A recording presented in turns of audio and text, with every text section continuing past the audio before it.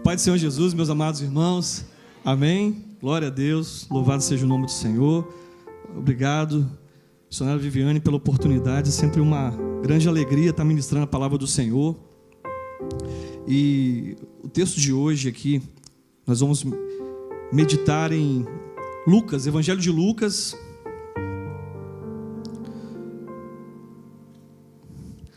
capítulo 5.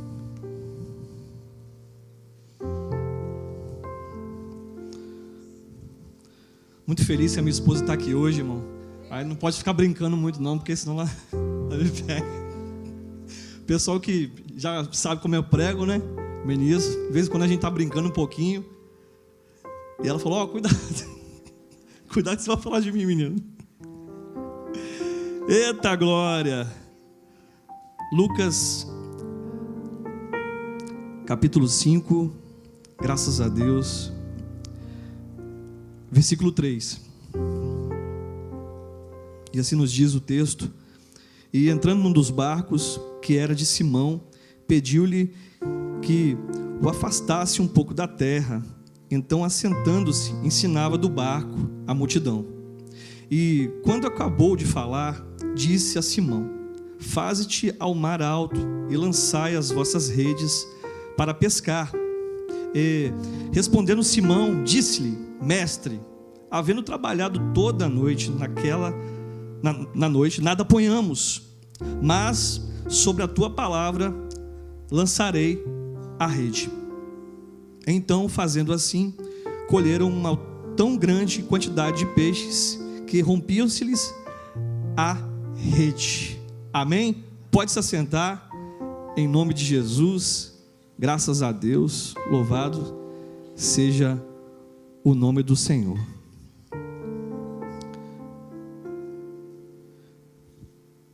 O texto nos diz sobre um momento que Jesus chega e vê dois barcos. E esses dois barcos haviam sobre a terra, estava ali sobre a terra, depois que a pescaria acabou. Estava ali tranquilo, pescador, tranquilo. E eu falo com propriedade, irmão, isso porque eu vou te falar uma coisa. Eu vim de uma família que tinha essa cultura de pescaria. E eu lembro do meu pai. Se eu fechar o olho aqui, eu consigo ver o meu pai dando aquelas tarrafadas, irmão, boa, sabe? Na praia, na água. E eu tive essa infância abençoada de acompanhar. E eu lembro sempre que o meu pai, ele pegava, depois que terminava uma pescaria, né? Aquela tarrafada que ele dava nos barcos, ele ficava assim, ó. Minha mãe deve estar assistindo, ela deve estar falando, seu filho está falando de você. E ele ficava de pé assim, ó. Ele jogava a tarrafa assim, eu tinha um maior orgulho. Olha meu pai. E ele ficava de pé assim, irmão, na ponta do barco assim, ó. E jogava as tarrafas. Parece que está passando um filme da minha infância aqui. Ele pegava aquele monte de peixe, irmão. Aquele peixe bonito, grande. E eu lembro que ele, depois que terminava, ele lavava as redes. Sempre ele estava lavando as redes. Tirava aqueles entulhos, aquelas situações que vinham no meio dos peixes. E ele retirava aquilo. E foi tão profundo isso, missionária, que eu estava lendo essa mensagem aqui, essa palavra, lembrando da minha infância, de quando o meu pai pescava. Foi tão forte isso que aconteceu na nossa família, que depois de um tempo, o meu pai se tornou um comerciante de pescado. E acho que missionária, nem contei isso para missionária, pouca gente sabe. E eu fui peixeiro, irmão. Só que eu recebia muito bullying, irmão, eu ficava bravo. Que o pessoal me chamava de peixeiro. Eu ficava bravo. E eles botavam a mão no nariz quando eu chegava no lugar. Aí eles ficavam bem assim, chegou o peixeiro. Aí ficava assim, irmão. Eu ficava bravo, irmão, porque era difícil tirar realmente aquele cheiro da mão. A gente trabalhava, a gente acordava umas 2 horas da manhã para ir buscar o peixe aqui no centro de Vitória. Buscava o peixe ali. E a gente pegava e ficava viajava e vendia os peixes. Eu lembro do meu pai com aquela corneta velha, irmão, furada. Hoje eu sei o som bom e o som ruim, né? Eu lembro daquela corneta furada. É um peixe, Dona Maria, Dona Joana, traz sacola, traz a bacia, dona de casa, manjuba, 2 quilos, 3 reais, 2 quilos, 3 reais, manjuba, tá aí, fresquinha, tá aí. Irmão, eu passei essa fase, eu tive essa fase da minha vida, a corneta sem agudo nenhum. Aí eu tentei dar uma de bonzão, né? Aí eu fui fazer a locução, Dona Maria, a vozinha de adolescente, Dona Maria, Dona Joana. E eu errava os ditados do meu pai tinha um estilo, irmão, diferente. Mãe, um beijo, top, hein? Passei essa fase, eu sei o que são as fases da vida, e essa fase aqui é de pescadores que deixaram os seus barcos depois de uma pescaria, e depois de uma pescaria frustrante, eles deixaram e lavaram suas redes, porque aquela noite foi uma noite muito difícil. Geralmente quem pesca, a gente ia de madrugada buscar o pescado, o peixe, e chegamos 2 horas da manhã, mas só que eles passavam a madrugada todinha, porque era bem melhor na madrugada, sol quente, escaldante, então era melhor de madrugada. E aqui foi uma madrugada muito longa, exaustiva para aqueles homens, porque mesmo diante da destreza da sua logística, porque tem uma logística, tem uma técnica toda, eu acho que tem, irmão, para pescar, porque tem que saber onde que vai o lugar certo para jogar a tarrafa. Meu pai era assim, ó, joga ali que vai dar certo. Pegava, irmão, as tainhas, aquelas tainhas bonitas. Lembro minha mãe fritando as tainhas em casa, e era top com a farinhazinha. Lembro disso perfeitamente. E eu tenho tanto orgulho dessa fase, que um dia eu vou trazer uma foto aqui da nossa casa. A gente morava no mangue. Eu lembro que a nossa casa era dentro da água praticamente. E depois de muito tempo de oração, de bênção de Deus na nossa vida, de súplica a Deus, minha mãe, não sabendo, mas ela tinha uma fé em Deus, e Deus nos deu uma casa e tirou da água ali. A gente morava dentro da água, um negócio muito complicado. O banheiro já era direto pro mar, irmão. Um negócio terrível. Teve uma engenharia top. Eu nunca vi um engenheiro tão fenomenal como meu pai. Ele criou a primeira tubulação direto já fazia direto, irmão. Era direto. Era igual o topo. Já viu aquele tobogã? E saía de lá. E a história foi né, acontecendo. Ele foi crescendo, e Deus foi abençoando. Mas esse foi um início que eu nunca me esqueço disso aqui. Quando eu leio isso, eu lembro desse momento da pescaria, e eu lembro desses homens aqui que tiveram um momento difícil da sua vida, uma jornada complicada, talvez frustrante, e eu quero conectar isso com a sua vida. Talvez o problema da sua vida não seja uma pescaria frustrante ou algo que aconteceu no seu trabalho. Não, pode ser diferente. Talvez uma dor da sua vida que aconteceu talvez algum tempo atrás, e isso gerou frustrações, desânimo, e você teve vontade de parar ao longo do caminho. Isso acontece porque nós somos alvo do amor de Deus, mas também da inveja do diabo, porque ele quer roubar os seus sonhos, os seus projetos. Ele quer desconectar você do alto, porque você é feito, irmão, criado com um DNA vencedor. E eu vou dizer para você uma coisa: não importa, de repente, um dia difícil na sua vida e que você passou complicado, isso não determina quem você é, porque você tem um DNA vencedor. Você tem no seu coração, na sua vida, dentro de você, algo que o diabo quer arrancar: esperança. Ele quer tirar a sua força, ele quer tirar o seu ânimo por causa de um dia difícil, um dia que talvez pode ter sido o pior. Sempre a gente diz assim: hoje foi o pior dia da minha vida. É ou não é? A gente não fala isso? E talvez não é o pior dia da sua vida, mas você diz: hoje foi o pior dia desse ano. Mas talvez não é o pior dia desse ano, porque o diabo quer que você sinta isso. E eu separei alguns momentos aqui que nós passamos na nossa vida: a desistência, depois quando Jesus chega,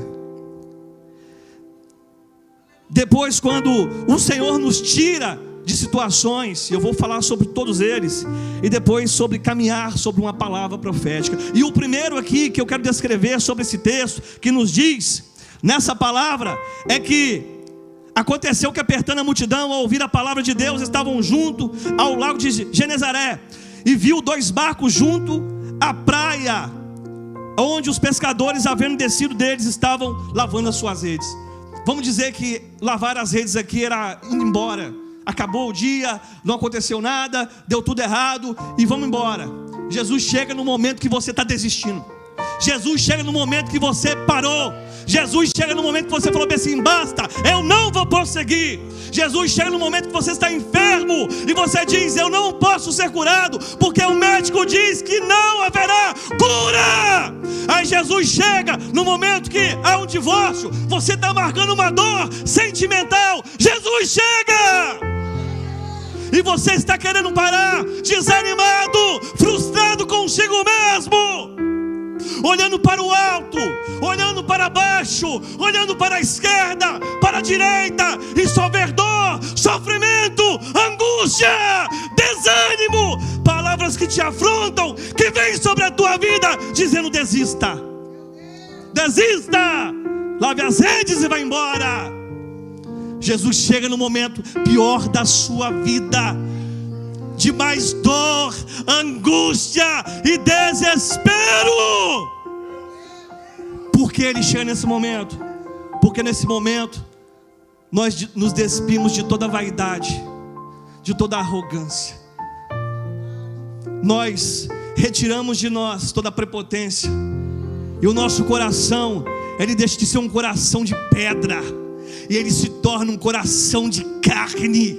E ele começa a pulsar, a sangrar, a bater o sangue, e ali vai produzindo vida, esperança. E aquela dor que você está sentindo, ela começa a ser transformada em um momento de conexão. E você começa a novamente a acreditar que tudo é possível ao que crê. Lucas capítulo 1, creio que o verso 37 nos diz que nada é impossível para Deus. Tudo é possível àquele que crê. Jesus chega no momento da tua dor, irmão, e diz bem assim: a tua dor vai ser minha dor agora, porque eu levo a tua dor, eu levo a tua angústia, porque pelas minhas pisaduras vocês serão sarados aqui.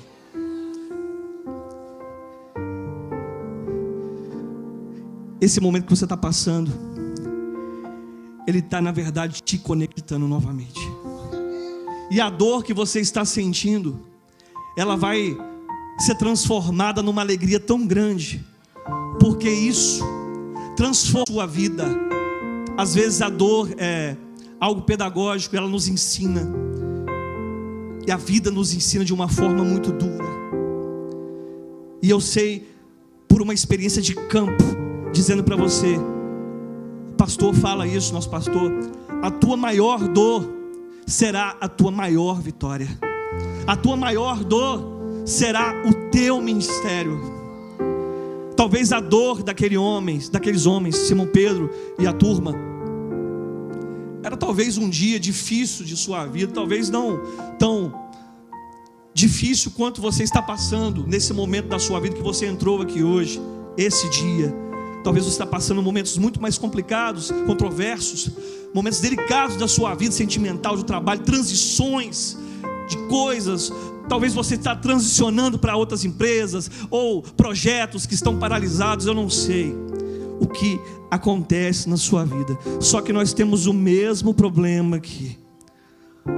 Nós, homens, oscilamos a nossa fé, e precisamos sempre de sermos direcionados pela voz do Espírito. Por isso que ele diz: eu sou a lâmpada para os vossos pés, luz para o seu caminho.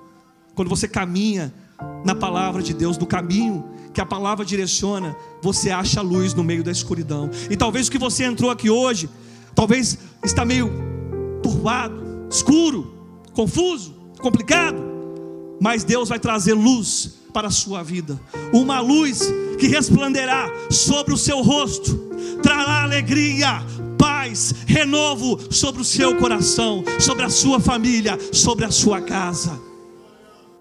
Jesus chega no momento de dor. E o segundo ponto aqui, Jesus se aproxima dessa pessoa, Ele alimenta com a palavra. Aqui está dizendo o seguinte, o texto nos diz que Jesus entrou num barco, num dos barcos de Simão, e pediu: vai Simão, vai lá para o meio da água lá, vai lá, vai meu filho. Isso, e ele se assenta e começa a ministrar a palavra. Você sabia que a fé vem por ouvir, e ouvir a palavra de... A fé daquele homem foi começar, ser gerado. Uma fé começou a ser gerada, porque o Senhor, primeira coisa que Ele fez, se achegou e ministrou a palavra sobre ele, anunciando o reino, a salvação, a justiça, a misericórdia, a graça, anunciando que tudo é possível quando nós acreditamos no sobrenatural. Tudo é possível para aquele que deposita a sua esperança no Deus Todo-Poderoso. Tudo é possível naquele que confia, entrega a sua vida, os seus caminhos ao Senhor, porque Ele é o caminho que leva a vida, a salvação. E quando nós colocamos a nossa esperança, a nossa dependência, a nossa vida nas mãos do Todo-Poderoso, Ele faz coisas sobrenaturais sobre a sua vida e sobre a sua família. A fé vem por ouvir. Por isso que Pedro diz: para quem iremos nós? Não para onde, para quem iremos nós, se só Tu tens as palavras de vida eterna, Senhor. Quando Jesus se aproxima de nós, quando nós estamos quebrados, todo arrebentado, irmão, Ele levanta a gente e mostra uma direção nova. Porque quando estamos no chão, estamos como o cego Bartimeu, à beira do caminho, cego, sem ver, e a multidão está gritando: cale-se!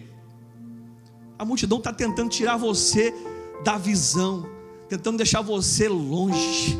A multidão, ela perecia, e ela só queria o pão, ela queria os milagres, ela queria ver os sinais, mas só que quando ouviu uma palavra dura, a multidão ia embora, só ficavam os discípulos. E eu sei que tem verdadeiros discípulos aqui e adoradores do Senhor, que adoram o Senhor em espírito e verdade. Por isso que Ele está à procura de vocês, que adoram em espírito e em verdade. E eu vou dizer uma coisa para você aqui, irmão. Jesus se aproxima com você, sobre você na tua dor e te levanta. Depois Ele te direciona e faz você caminhar sobre o caminho que Ele preparou sobre a tua vida. E Ele diz: ei, eu ministrei a palavra, agora Simão, vai-te ao mar alto, porque essa multidão, ela precisa ficar aqui, e eu e você precisamos ter um particular. Vamos para o mar alto, aonde você foi humilhado, aonde foi a sua luta, a tua dor, o teu sofrimento. Ele aponta. Você sabe o que a multidão faz? Ela tira a sua percepção e a sua visão. Por isso que Salmo nos diz para não assentarmos às rodas dos Salmo 1, eu acho, né? Eu acho que é isso. Salmo 1, não se assentar, procura aí. Roda dos escarnecedores, zombadores, salteadores, mas antes tenha o teu prazer na lei do Senhor e medita dia e noite. Ela tira o seu foco, tira a sua direção, tira a sua comunhão. Começa a andar com alguém que ora, você começa a orar mais. Começa a andar com alguém que busca a Deus, vai para o monte, você começa a buscar a Deus e ir para o monte. Começa a sair com alguém que gosta de falar mal dos outros, irmão, e fofoca. Vai.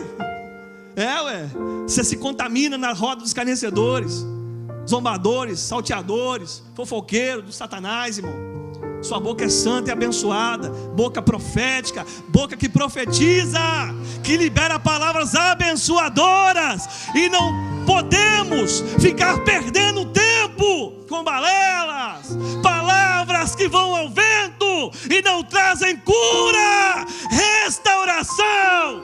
porque uma palavra rema que sai da tua boca, uma palavra viva e eficaz que sai da palavra de Deus, através dos seus lábios, pode curar uma pessoa, pode salvar uma vida, pode transformar vidas, através da palavra viva. Aleluia! Eu já rasguei meu esboço, irmão. Meu esboço foi embora, já saiu do esboço aqui todinho.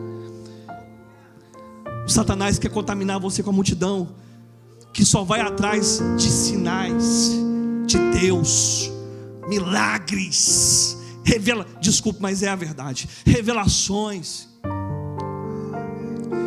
Eu fazia muitos propósitos do monte, faço ainda, e eu fiz uma vez um propósito de 70 dias, irmão, loucura, 70 dias interruptos, e fiz vários dias de orações, e comecei a ver um monte de gente me seguindo. Falei, gente, o que está acontecendo? Falei, gente, ninguém me seguia, todo mundo agora está me perseguindo. Aí o meu WhatsApp, no WhatsApp não, o Instagram, acordava de manhã, de manhã, né? Cedinho, levar minha esposa, aquele monte de mensagem, irmão. Falei, Jesus, que negócio forte que está acontecendo. Eu fiquei feliz, irmão. O pessoal está seguindo, irmão.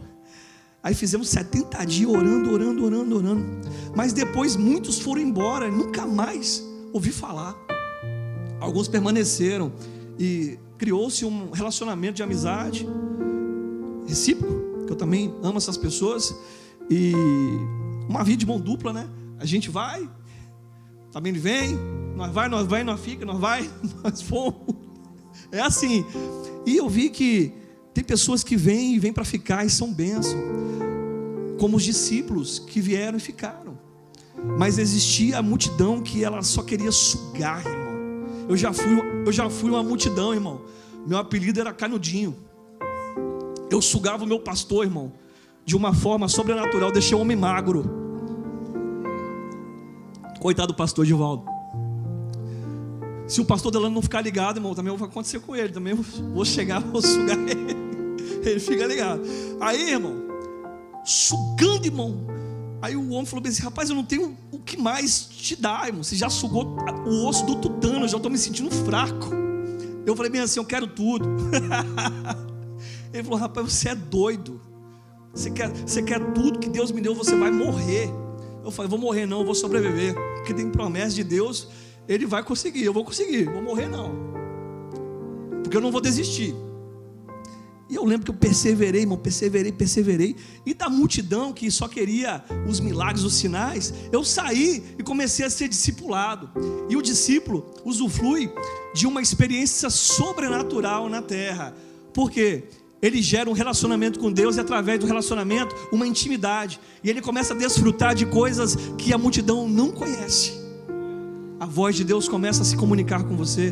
Você começa a ser direcionado por Deus, e o Espírito se comunica com você através do Espírito, e você tem sonhos proféticos. E o que está escrito, aleluia, no profeta Joel, capítulo 2, creio que o verso 28, se eu não me engano, ele diz que o Espírito, ele seria derramado sobre toda a carne, e iriam profetizar, sonhar, falar novas línguas. Deus ia transformar as vidas através do derramar do Espírito. Aí em Atos dos Apóstolos se cumpre a profecia. Todos estavam reunidos numa mesma fé, numa mesma esperança, no mesmo foco, determinação. E nesse momento estavam sendo perseguidos. Jesus tinha sido crucificado, morto, e eles estavam sendo subjugados para a morte. Estavam sendo perseguidos. Parece que quando o crente está sendo perseguido, ele ora mais, ele busca mais, ele quer ser mais perto de Deus, mais íntimo de Deus. Quando está tudo bem, irmão, parece que tem alguma coisa que está tudo mal. Por isso que Paulo nos diz, quando você está fraco, aí você está forte, porque você começa a buscar a Deus, consagrar, buscar ao Senhor, intimidade. E o que eu quero dizer para você é o seguinte: a multidão estava atrapalhando. Era necessário sair, e ele disse bem assim: vamos para o mar alto. Diga bem assim: vamos para o mar alto. Não, aí você não vai ficar na margem. De novo, vamos para o mar alto. Começou melhor, irmão. Parece, na primeira parte você estava colocando o dedinho, parecendo que estava com medo da água. Mas agora você foi. E quando eles foram, algo maravilhoso acontece. Porque quando você sai do meio da multidão, cessa o barulho, cessa a fofoca, cessa a confusão, e só fica o silêncio do Espírito. Somente o silêncio do Espírito. E ele pôde ser ministrado. Eu vou dizer para você o seguinte: tem muitas vozes que estão te enganando. Muitas vozes nessa terra, uma grande multidão com perversidade no coração, tentando ser dissimulado, mentindo, para fazer campanhas de pix e não sei o que, para roubar suas riquezas, e depois você ser quebrado na sua fé e dizer: crente não presta, é tudo igual. Tem os discípulos, irmão, e existe a multidão. Sempre vai haver discípulos que foram discipulados por Jesus, e esses discípulos levaram a boa palavra, a boa semente, e pessoas foram curadas, restauradas. E o sangue dos discípulos, que viraram apóstolos, quando foram derramados, que eles foram virando mártires, o sangue, quando foi derramado de um homem desse, crescia igreja, multiplicava a igreja. E a palavra do Senhor permanece viva e eficaz até hoje. Porque se essa palavra não fosse viva e verdadeira, ela estaria obsoleta. Mas não, ela se renova a cada dia, a cada manhã. A palavra de Deus se renova porque Ele está vivo, porque Ele se revela através da palavra dEle. Ele se mostra através da palavra dEle. Ele te cura através da palavra dEle. Ele te capacita através da palavra dEle. Aleluia. Ora calabandarabraçou, oriantalablaxere labarace. Aleluia. Eu parei de perder tempo, irmão, de falava umas coisinhas assim, meio, né? Ficava assim. Eu aprendi o seguinte, irmão: se concentre no seu objetivo. Qual é o teu objetivo? A vitória, certo? Haverá lutas, haverá perseguições, haverá pessoas que vão tentar te parar, vai acontecer um monte de coisa. Foque no caminho, foque na verdade, foque na vida, foque em Jesus. Esqueça o que está vindo do lado, do outro, de cima, de baixo. Foque no Senhor Jesus. Por isso que Ele diz: vamos para o mar alto, porque aqui não vai dar. Vamos lá, porque ali a gente vai ter um particular. E conversou, com certeza teve um diálogo. E ele chega no momento da dor de Pedro, de Simão. Qual foi a dor dele? Jesus vai te levar para o lugar que você foi humilhado. Ele vai te levar no lugar que você foi injustiçado. Ele foi no lugar que você teve. Ele vai te levar no lugar que você teve dor. E você vai observar, aquela dor vai doer quando você vê. Porque você vai olhar aquilo e vai trazer a lembrança do momento de dor. E um gatilho mental, é acionado. E você se lembra do momento. Lembra até o cheiro. E essa dor, às vezes é física, porque está no emocional, no subconsciente. Vem e traz sobre o teu corpo. E você sente calafrio, angústia, sente medo, por causa dos momentos que se passaram. Pessoas que foram abusadas emocionalmente, por palavras de autoridade, de pessoas com autoridade, e te feriram. Tem pessoas que foram embora de igrejas, abandonaram sua fé por palavras que machucaram tanto o seu coração. E eu já passei por essa fase, e eu sei o que é voltar no lugar que você teve a maior dor da sua vida. E naquele lugar, quando você olha, aí Jesus fala bem assim: eu te trouxe aqui para te mostrar que essa dor não é para te matar. Essa dor é para você superar ela, para você ser mais forte do que você foi ontem. e para você olhar para trás e olhar para ver quem você era e quem você se tornou. E Ele olha para a dor, para o sofrimento, para a angústia. Jesus, esse foi o lugar que me machucou, esse foi o lugar que me feriu, essas foram as pessoas que me destruíram, esse foi o lugar da minha dor.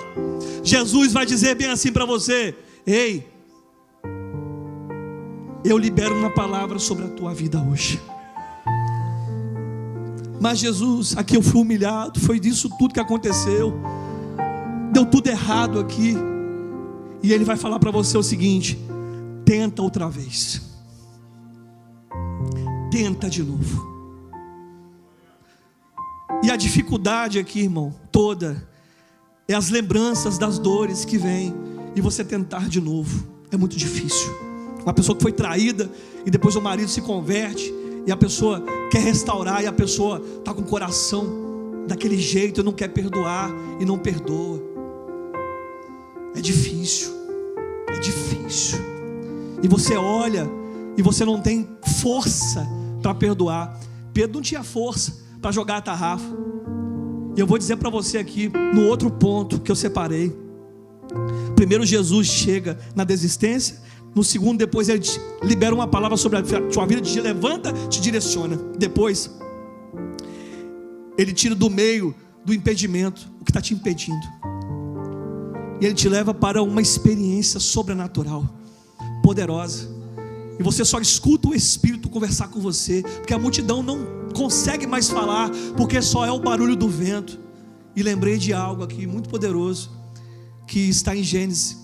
O Espírito de Deus pairava sobre as águas, e Ele passeava sobre a face do abismo.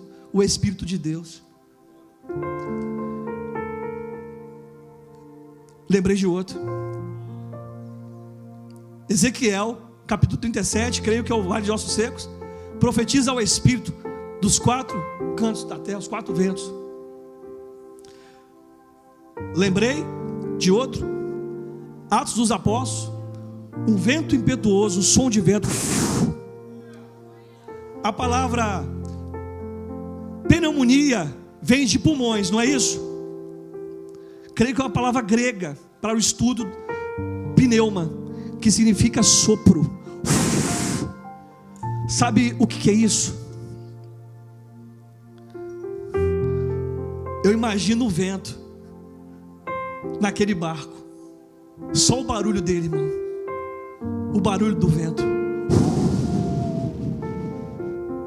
o silêncio das águas e a voz de muitas águas falando ao ouvido de Pedro: esse sou teu Deus, vim te salvar, vim te restaurar. E você vai superar essa dor hoje, Pedro, através de uma palavra. Que palavra é essa? Palavra profética. Pedro, quando lançou a rede, ele diz assim: não pegamos nada a noite inteira, foi frustrante, decepcionante, mas sobre a tua palavra. Outro momento da vida de Pedro com uma experiência muito forte, quando Jesus anda sobre as águas no meio de uma tempestade. Ele pensou que era uma alma, um fantasma. Ele disse: é o Senhor, faz eu andar sobre as águas. E Jesus libera uma palavra: venha. E Pedro andou sobre as águas. E teve um momento de sua vida que, nesse momento, ele olhou para o lado e caiu. Só que eu vejo muitas pessoas que pregam, né? Mas parece que esquece essa parte. Como é que Pedro voltou para o barco? Porque Jesus pegou na mão dele, levantou ele da água e voltou com ele no barco, andando do lado. Andando do lado. Vem cá, pastor. Olha, você vai ser o Jesus, eu vou ser o Pedro. Esse aqui é o Senhor Jesus. Amém? Aí eu vou caminhar, pastor. Vou caminhar aí até o Senhor. Você fala bem assim: vem. Aí eu vou. Eu estou afundando. Aí você levanta. Aí me levantou. Aí Jesus te levantou. Pega e me levanta. Aí eu estou andando sobre as águas, porque o homem não foi feito para andar sobre as águas. Ele foi feito para andar junto com o Senhor Jesus sobre as águas, porque sozinho ele não consegue, mas com o Senhor Jesus ele vence. Porque se você andar sozinho sobre as águas, obrigado, você vai pensar que é você que fez, é você que criou, é você que pensou, é você que fez tudo, e Jesus não fez nada. Você só anda sobre as águas quando Jesus anda contigo. O que Pedro fez? Ele andou sobre uma palavra profética.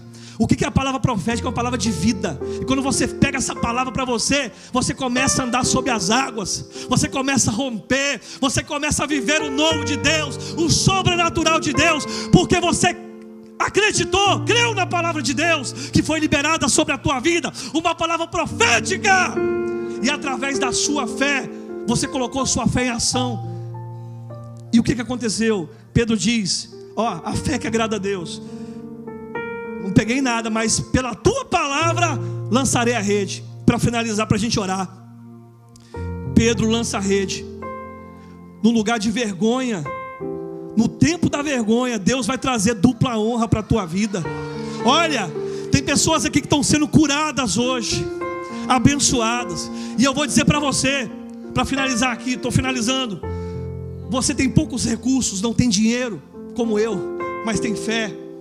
Coloque a sua fé em ação. Você só precisa ter fé, acreditar, determinação, porque Deus fará prodígios através da sua fé.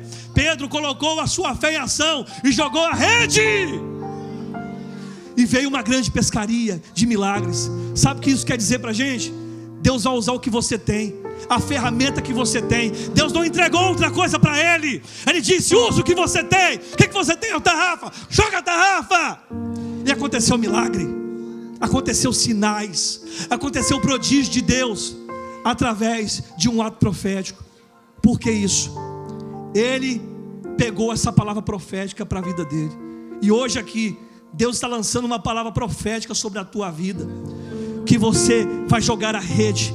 Talvez a rede que você está jogando hoje não será os peixes, mas a sua empresa, o seu casamento, a porta de trabalho, a sua cura que você veio buscar, você vai resgatar do mar.